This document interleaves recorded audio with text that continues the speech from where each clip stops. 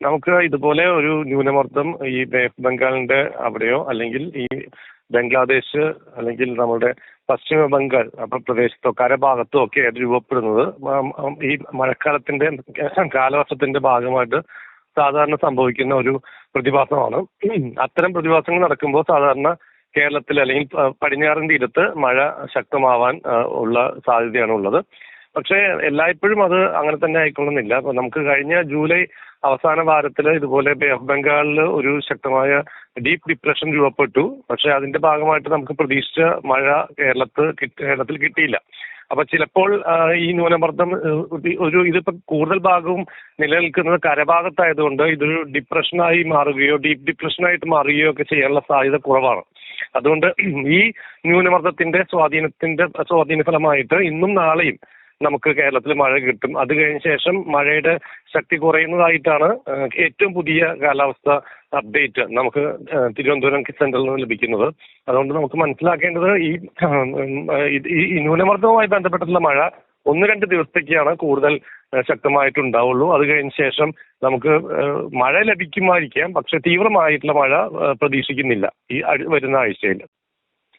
തീർച്ചയായും ഈ പറഞ്ഞതുപോലെ തന്നെ ഇപ്പോഴുള്ള ഒരു മഴ ഈ കഴിഞ്ഞ 2 ദിവസങ്ങളിൽ തന്നെ ഹലോ സർ കേൾക്കാമോ? ഹലോ കേൾക്കാമോ? ഇപ്പൊ കേൾക്കാം. ഇപ്പോൾ കഴിഞ്ഞ 2 ദിവസങ്ങളിലായിട്ട് വലിയ തരത്തിലാണ് മഴ പെയ്യുന്നത് കണ്ടത്. പ്രത്യേകിച്ച് പ്രതീക്ഷിക്കാത്ത സ്ഥലങ്ങളിലെല്ലാം വെള്ളം കയറുന്ന ഒരു സിറ്റുവേഷൻ ഉണ്ടായിരുന്നു. അപ്പോൾ അത്തരത്തിലൊരു ആശങ്ക ഇനി ഉണ്ടാകില്ല എന്ന് തന്നെയാണോ നമുക്ക് മനസ്സിലാക്കേണ്ടത്? അതെ, കഴിഞ്ഞ ദിവസങ്ങളിലായിട്ട് ഇപ്പൊ ഇന്നലെ ഏറ്റവും കൂടുതൽ മഴ പെയ്തിട്ടുള്ളത് കണ്ണൂർ ജില്ലയിൽ ഒരു സ്ഥലത്ത് 17 സെന്റിമീറ്റർ മഴ പെയ്തിട്ടുണ്ട്. ബാക്കിയുള്ള സ്ഥലങ്ങളിലെല്ലാം മോഡറേറ്റ് ആയിട്ടുള്ള മഴയാണ്, സാധാരണ ലഭിക്കുന്ന മഴയൊക്കെയാണ് പെയ്തിട്ടുള്ളൂ. പക്ഷെ വെള്ളക്കെട്ടിന്റെ പ്രോബ്ലം നമുക്ക് വരുന്നത് അതിന് മുമ്പുള്ള ദിവസങ്ങളിൽ പെയ്തിട്ടുള്ള വെള്ളം, അത് കിഴക്കൻ പ്രദേശങ്ങളിൽ പെയ്തിട്ടുള്ള വെള്ളം അത് ഇങ്ങോട്ട് പടിഞ്ഞാറൻ തീരത്തേക്ക് വന്നുകൊണ്ടിരിക്കുന്നതിന്റെ ഭാഗം കൂടിയായിട്ടാണ് നമുക്ക് ഈ വെള്ളക്കെട്ടിന്റെ പ്രശ്നം കൂടുതലായിട്ട് താഴ്ന്ന പ്രദേശങ്ങളിൽ അനുഭവപ്പെടാൻ കാരണം. അത് അപ്പൊ പെയ്ത മഴയുടെ മാത്രമല്ല, വെള്ളക്കെട്ടിന്റെ പ്രശ്നം ഉണ്ടായിരുന്നു. അത് ഈ പറഞ്ഞ പോലെ 1-2 ദിവസം കൂടി ബുദ്ധിമുട്ട് സൃഷ്ടിക്കുമായിരിക്കും. പക്ഷെ കനത്ത മഴ നമ്മൾ പ്രതീക്ഷിക്കുന്നത് ഇന്നോ നാളെയും കൂടിയിട്ട് 1-2 സ്ഥലങ്ങളിലോ അല്ലെ ഒറ്റപ്പെട്ട ഇടങ്ങളിൽ ശക്തമായ മഴ കിട്ടും. പ്രത്യേകിച്ച് വടക്കൻ ജില്ലകളിൽ. ഇന്ന് തെക്കൻ ജില്ലകളിലും മഴ പ്രവചിച്ചിട്ടുണ്ട്. അത് കഴിയുമ്പോൾ മഴയുടെ ശക്തി കുറയുമെന്നാണ് പ്രതീക്ഷിക്കുന്നത്. തീർച്ചയായും മഴയോടൊപ്പം തന്നെ ശക്തമായ കാറ്റും ഇപ്പോൾ പല സ്ഥലങ്ങളിലും അനുഭവപ്പെടുന്നുണ്ട്. അതുപോലെ തന്നെ പുതിയ ന്യൂനമർദ്ദങ്ങളും രൂപപ്പെടുന്നുണ്ട്.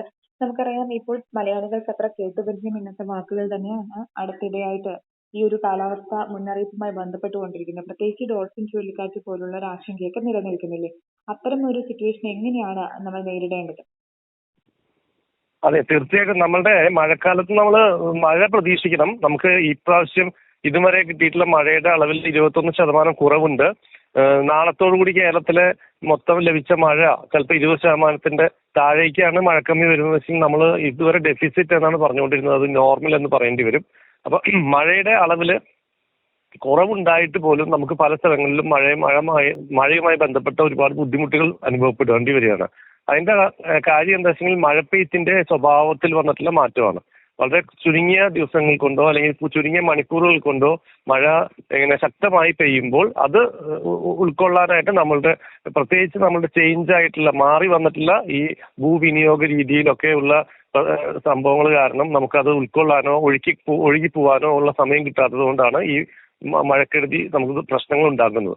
അപ്പൊ കേരളം എന്ന് പറയുന്നത് വർഷത്തിലെ 10 മാസവും, അതായത് ജാനുവരി ഫെബ്രുവരി എന്ന് 2 മാസം ഒഴിച്ചു നിർത്തിക്കഴിഞ്ഞാൽ 10 മാസവും മഴ ലഭിക്കുന്ന സംസ്ഥാനമായതുകൊണ്ട് നമുക്ക് മഴ വരുമെന്ന് പ്രതീക്ഷിച്ചുകൊണ്ട് തന്നെ മഴയുടെ തീവ്ര മഴയുടെ ആഘാതം കുറയ്ക്കാനായിട്ട് എന്തൊക്കെ ചെയ്യാൻ സാധിക്കുമെന്നുള്ളതിനെ കുറിച്ചാണ് ചിന്തിക്കേണ്ടത്. അപ്പൊ മഴ നമുക്ക് കൃത്യമായി പ്രവചിക്കാൻ എപ്പോഴും സാധിച്ചുകൊള്ളണമെന്നുമില്ല. തീവ്ര മഴ, പ്രത്യേകിച്ചും തീവ്രമായിട്ടുള്ള മഴ, പെട്ടെന്ന് പൊടുന്നനെ പെയ്യുന്ന മഴ നമുക്ക് പ്രവചനത്തിന്റെ അതീതമായിട്ടുള്ള ഒരു സംഭവമാണ്. അത് ശാസ്ത്രത്തിന്റെ ഒരു പരിമിതിയാണ്.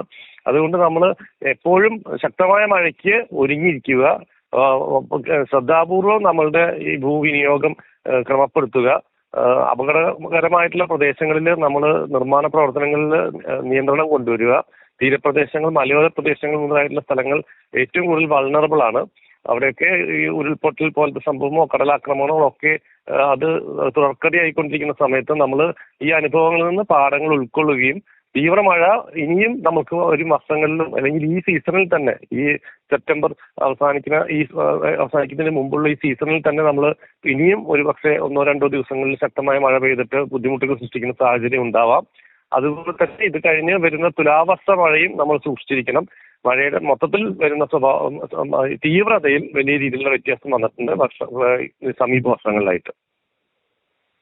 തീർച്ചയായും സർ സൂചിപ്പിച്ച പോലെ തന്നെ മറ്റൊരു കാര്യം, ഇപ്പോൾ നമുക്കറിയാം പെട്ടെന്ന് തന്നെയാണ് ഈ മഴ പെയ്യുമ്പോഴത്തേക്കും വിവിധ ഡാമുകളൊക്കെ നിറയുന്ന ഒരു സാഹചര്യം, അല്ലെങ്കിൽ ജലനിരപ്പൊക്കെ പെട്ടെന്ന് ഉയരുന്ന ഒരു സാഹചര്യമാണ് പല ഭൂപ്രദേശങ്ങളിലും കണ്ടുവരുന്നത്. അതെന്തായിരിക്കാം സൂചിപ്പിക്കുന്നത്? കാരണം കുറെ കാലം വരൾച്ച അനുഭവിച്ചത് കൊണ്ടാണോ, അല്ലെങ്കിൽ ഇടയ്ക്കിടെ പെയ്യുന്ന മഴയുടെ ഒരു ശുഭസൂചകമായിട്ടാണോ നമുക്ക് കാണേണ്ടത്? ശക്തമായ മഴ പെയ്യുമ്പോൾ അത് ചെറിയ ശക്തി കുറഞ്ഞ മഴയാണെങ്കിൽ അത് മണ്ണിലേക്ക് ഇറങ്ങുകയും നമ്മുടെ ഭൂമിയുടെ ഈ പറയുന്ന ജലസ്രോതസ്സുകളെല്ലാം സമ്പുഷ്ടീകരിക്കാനായിട്ട് വിനിയോഗിക്കപ്പെടുകയും ചെയ്യും. നമ്മുടെ ഭൂഗർഭ ജലമായിട്ട് അത് ശേഖരിക്കപ്പെടും. പക്ഷേ ശക്തമായ മഴ പെട്ടെന്ന് പെയ്യുമ്പോൾ അതിന് ഒഴുകി പോകാനല്ലാതെ മണ്ണിലേക്ക് താഴാനുള്ള സമയം കിട്ടുന്നില്ല. അതാണ് ഏറ്റവും വലിയൊരു ആശങ്കപ്പെടുത്തുന്ന കാര്യം. ശക്തമായ മഴ പെയ്തു കഴിഞ്ഞാൽ നമുക്ക് ഒരുപാട് വെള്ളം ചിലപ്പോൾ ഒരുമിച്ച് വന്നെങ്കിലും ആ വെള്ളം നമുക്ക് ബുദ്ധിമുട്ട് സൃഷ്ടിച്ച് അങ്ങ് ഒഴുകി പോകുമെന്നല്ലാതെ അത് നമ്മുടെ മണ്ണിലേക്ക് ഇറങ്ങുകയോ നമുക്ക് നമ്മുടെ ജലസ്രോതസ്സുകളെ റീചാർജ് ചെയ്യുകയോ ചെയ്യുന്നില്ല എന്നുള്ളതാണ് പ്രശ്നം. ഇപ്പം തീവ്ര മഴയല്ല, ശരിക്കും കേരളത്തിന്റെ പണ്ട് കാലത്തെ പാറ്റേണിൽ കേരളത്തിൽ മിതമായ മഴ അത് ദിവസം മുഴുവൻ നീണ്ടു നിൽക്കുന്ന 2-3 ദിവസം തുടർച്ചയായിട്ട് മഴ പെയ്യുന്ന കാര്യങ്ങളൊക്കെയാണ് നമ്മളുടെ പൂർവികർ അല്ലെങ്കിൽ ഇപ്പൊ തന്നെ എന്റെയൊക്കെ ഫാദറിന്റെ പ്രായത്തിലുള്ള ആളുകൾ 60 വയസ്സുള്ള ആളുകളുടെയൊക്കെ അനുഭവം. അതായത് ഒരു മഴയുടെ പാറ്റേൺ, അതായത് പണ്ട് കാലത്ത് കർക്കിടക മാസത്തിലൊക്കെ പെയ്യുന്ന മഴ എന്ന് പറഞ്ഞാൽ 2-3 ദിവസം തുടർച്ചയായിട്ട് മൂടിക്കെട്ടി നിന്ന് ചിഹ്നം ഭിന്നം രാവിലെ മുതൽ വൈകിട്ട് വരെ ഇങ്ങനെ പെയ്തുകൊണ്ടിരിക്കും. മൊത്തം അങ്ങനെ പെയ്താൽ പോലും ഒരു 10 സെന്റിമീറ്റർ താഴെയായിരിക്കും ഒരു ദിവസം മുഴുവൻ പെയ്താലും ഉണ്ടാവുക. പക്ഷെ ഇപ്പോൾ എങ്ങനെയാ പെയ്യുന്ന വെച്ചെങ്കിൽ 2-3 മണിക്കൂറിൽ വലിയ രീതിയിലുള്ള മഴ പെയ്യുന്നു. 6-7 സെന്റിമീറ്റർ ഒരുമിച്ച് മഴ പെയ്യുന്നു. അത് കഴിഞ്ഞ് അല്ലെങ്കിൽ അങ്ങനത്തെ 2-3 സ്പെല്ല് ഒരു ദിവസം കിട്ടുകയാണെങ്കിൽ അത് 20 സെന്റിമീറ്ററോ 30 സെന്റിമീറ്ററോ ഒക്കെ മഴയായിട്ട് ഒരു ദിവസം ലഭിക്കുക എന്ന് പറയുന്ന സാഹചര്യം. അപ്പൊ വലിയ രീതിയിലുള്ള മഴ ഒരുമിച്ച് പൊടുന്നനെ പെയ്യുകയും അത് അവിടെ മുഴുവൻ ഫ്ലാഷ് ഫ്ലഡ് പോലത്തെ പ്രശ്നങ്ങൾ സൃഷ്ടിക്കുകയും ആ വെള്ളം ഒഴുകി പോകുന്നതോട് കൂടിയിട്ട് നമ്മുടെ കിണറ്റിലെ വെള്ളമൊക്കെ ഈ പറഞ്ഞ പോലെ താഴ്ന്നു പോകും. അത് ഈ കഴിഞ്ഞ 2018 തന്നെ നമുക്ക് ഓഗസ്റ്റ് മാസത്തിലായിരുന്നു വലിയ പ്രളയം ഉണ്ടായത്. അത് കഴിഞ്ഞിട്ട് സെപ്റ്റംബർ മാസത്തിൽ ഒട്ടും മഴ കിട്ടാത്തൊരവസ്ഥ ഉണ്ട്. 2018 കാര്യമാണ്. പ്രളയം ഉണ്ടായ ശേഷം പോലും ആ സെപ്റ്റംബറിൽ നമുക്ക് പല സ്ഥലങ്ങളിലും ജലക്ഷാമം അനുഭവപ്പെടുന്ന ആ സാഹചര്യം ഉണ്ടായി. അപ്പൊ അതുപോലത്തെ ഉള്ളൊരു പ്രശ്നമുണ്ട്. അതായത് പെട്ടെന്ന് മഴ പെയ്യുന്നു. മഴയുടെ സ്വഭാവത്തിൽ വന്ന മാറ്റം എന്ന് തന്നെയാണ് നമ്മൾ എടുത്തു പറയേണ്ടത്. ഈ ജലസംഭരണികളിൽ ഈ പറഞ്ഞ വലിയ ഡാമുകളിലൊക്കെ ഇനിയും മഴവെള്ളത്തെ ഉൾക്കൊള്ളാനുള്ള സാഹചര്യമുണ്ട്. പക്ഷെ നമ്മുടെ നദികളിൽ പെട്ടെന്ന് പെയ്യുന്ന മഴയുടെ അത് ഡാം തുറന്നിട്ടല്ല, അല്ലാതെ തന്നെ നമ്മുടെ പുഴകളിൽ അതിന്റെ ക്യാരിയിങ് കപ്പാസിറ്റി കുറഞ്ഞിട്ടുണ്ട്. അതിന് പല കാരണങ്ങളും ഉണ്ടായിരിക്കാം. ഒന്ന്, പുഴയുടെ ആഴം കുറഞ്ഞിട്ടുണ്ടായിരിക്കാം. പുഴയിൽ ഉള്ള എക്കലും ചളിയും ഒക്കെ നിറഞ്ഞിട്ടുണ്ടായിരിക്കാം. അത് സമയബന്ധിതമായിട്ട് അത് മാറ്റുന്നതിൽ നമുക്ക് ചിലപ്പോൾ പാളിച്ച പറ്റിയിട്ടുണ്ടായിരിക്കാം. അതുപോലെ തന്നെ നമ്മളുടെ പുഴകളുടെ വീതി കുറഞ്ഞിട്ടുണ്ട്, കയ്യേറ്റം ഉണ്ടായിട്ടുണ്ട്.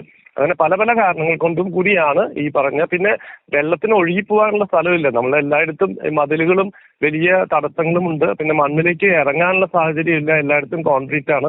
അങ്ങനെ പല വിവിധ ഘടകങ്ങളാണ് ഈ പറയുന്ന പെട്ടെന്ന് ഈ പുഴകളെല്ലാം നിറഞ്ഞൊഴുകുന്ന സാഹചര്യത്തിലേക്ക് വഴിവെക്കാനുള്ള കാരണങ്ങൾ. ഏറ്റവും പുതിയ വാർത്തകളും വിശേഷങ്ങളും വിരൽത്തുമ്പിലറിയാൻ സീ മലയാളം ന്യൂസ് എല്ലാ ഡിജിറ്റൽ പ്ലാറ്റ്ഫോമുകളിലും ലഭ്യം.